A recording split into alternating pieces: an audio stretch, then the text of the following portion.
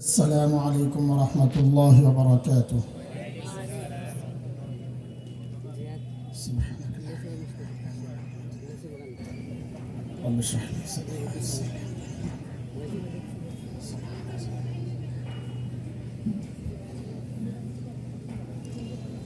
الحمد لله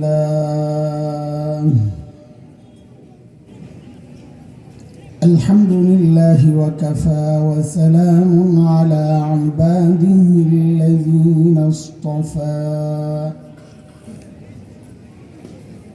أما بعد فأعوذ بالله من الشيطان الرجيم بسم الله الرحمن الرحيم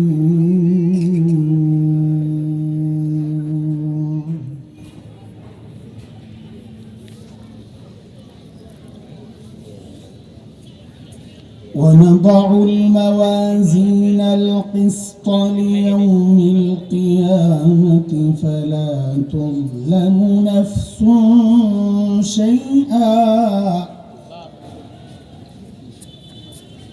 وإن كان مثقال حبة من خردل أتينا بها وكفى بنا حاسبين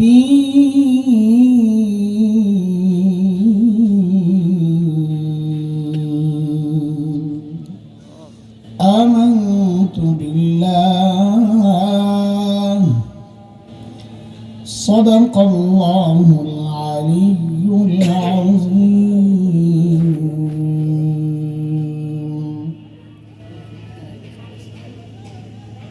ইমাম খতিব উলামা পরিষদ তেজগাঁও ঢাকার উদ্যোগে আয়োজিত আজকের এই ইসলাহি মাহফিলের মুহতারাম সভাপতি,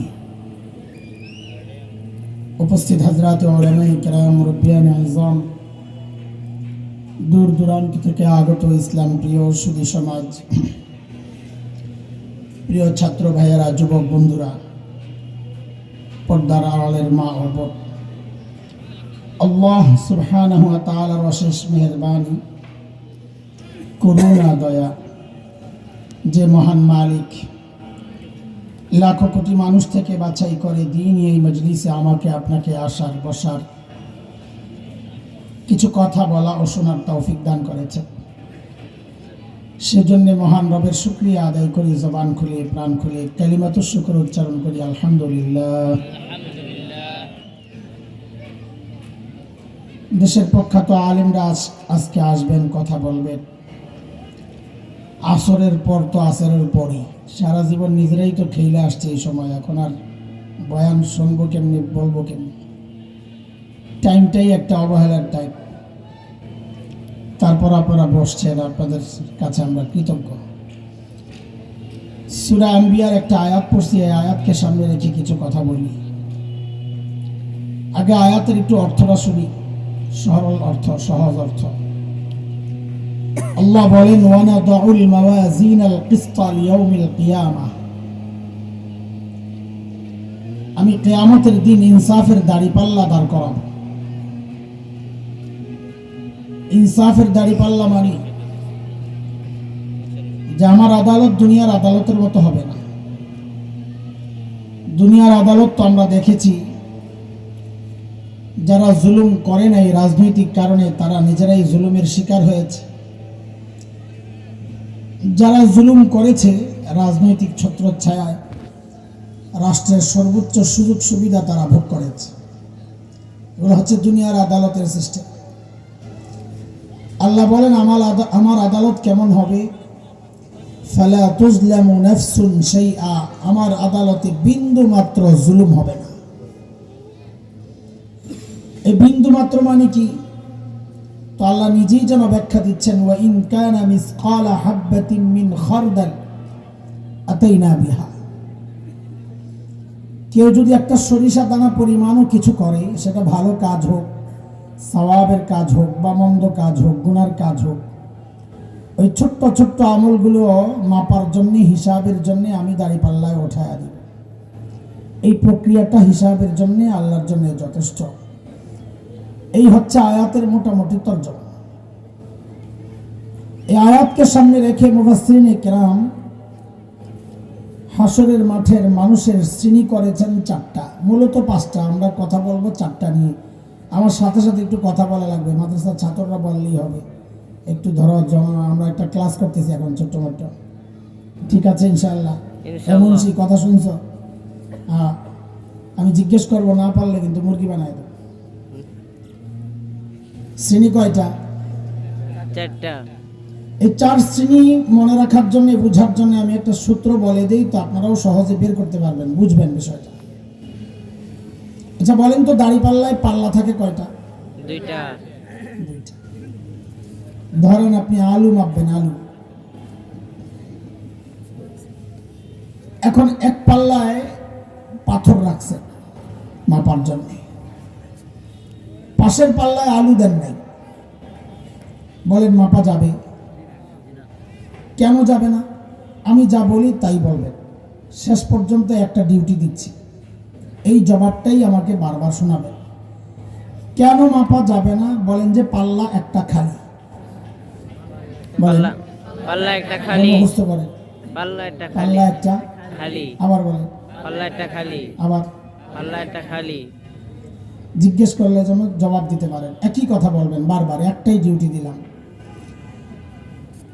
এক পাল্লায় পাথর রাখছেন, আরেক পাল্লায় আলু রাখেন নাই, মাপা যাবে না। কেন যাবে না? পাল্লা একটা খালি। খালি তো বলি নাই, বারবার মুখস্থ করালাম এই জন্য। পাল্লা একটা খালি, একটা না বললে আমার সবকিছু গোলমাল হয়ে যাবে। তো আমি আবার জিজ্ঞেস করি, শুরুতেই পড়া ঠিক করে নেন, পরে বুঝতে সহজ হবে। এক পাল্লায় পাথর রাখছি, আরেক পাল্লায় আলু রাখি নাই, মাপা যাবে কেন যাবে না?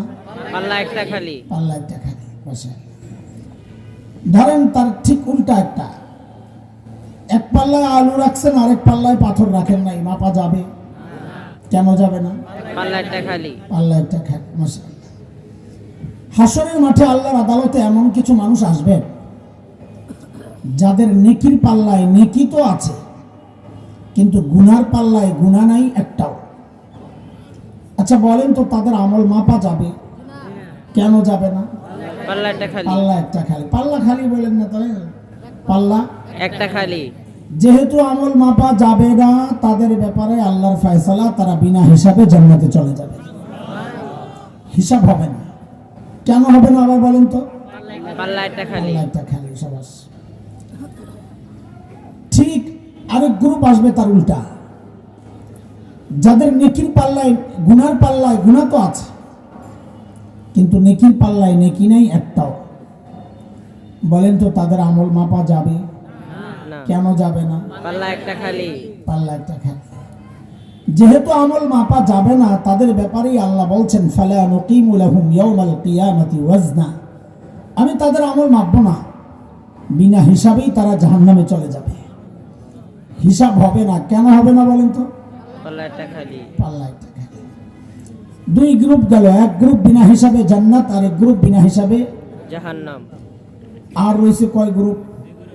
দুই গ্রুপ। ওই দুই গ্রুপের এক গ্রুপ নেকির পাল্লা ভারী হবে, আরেক গ্রুপের গুনার পাল্লা ভারী হবে। দুইটাতেই আছে। আগে তো একটা খালি ছিল, পাল্লা একটা খালি ছিল, এখন আর পাল্লা খালি নেই, নেকিও আছে গুনাও আছে। হয়তো কারো নেকি বেশি, কারো গুনাহ বেশি, বেশি না ভারী।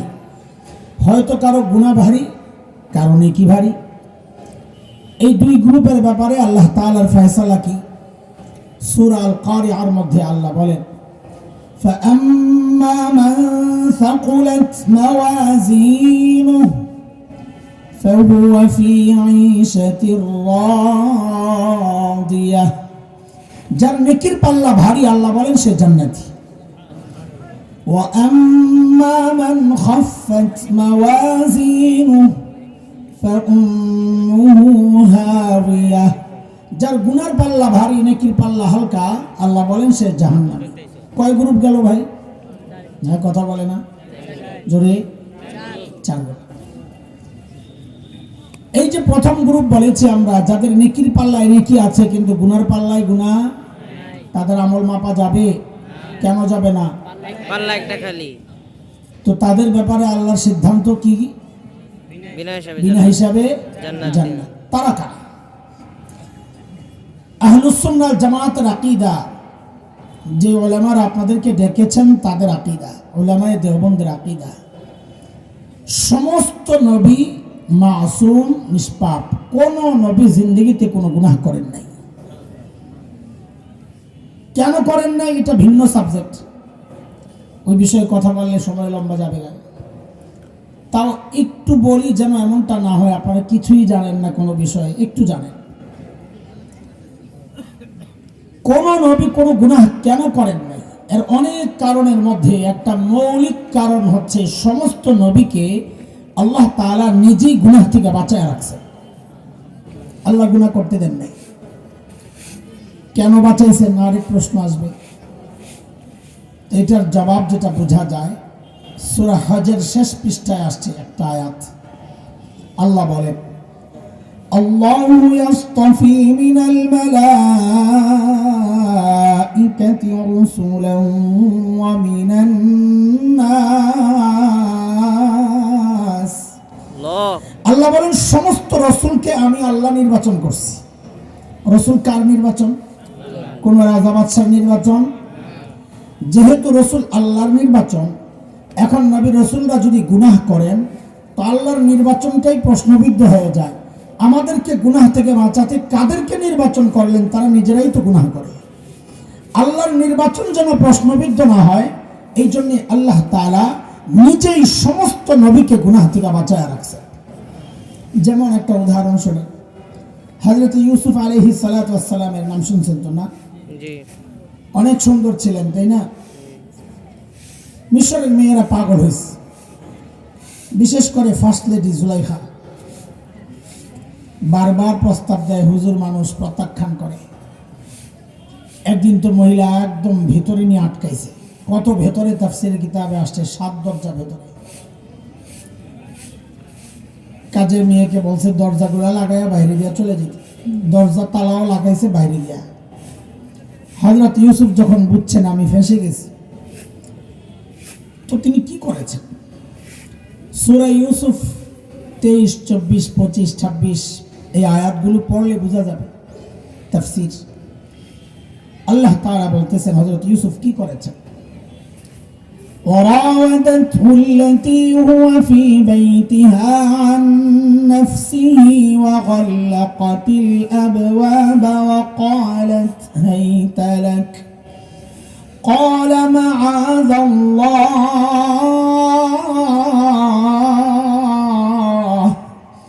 إنه ربي أحسن مثواي إنه لا يفلح الظالمون।